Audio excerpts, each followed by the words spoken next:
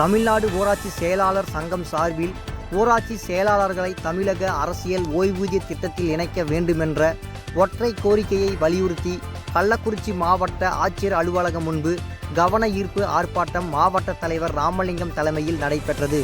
இந்த ஆர்ப்பாட்டத்திற்கு மாவட்ட செயலாளர் சத்யராஜ், மாவட்ட பொருளாளர் திருமாவளவன், ஓய்வு பெற்றோர் சங்க துணை செயலாளர் தங்கராஜ் ஆகியோர் முன்னிலை வகித்தனர். சிறப்பு அழைப்பாளர்களாக மாநில பொருளாளர் மகேஸ்வரன் கலந்து கொண்டு கண்டன உரை நிகழ்த்தினார்.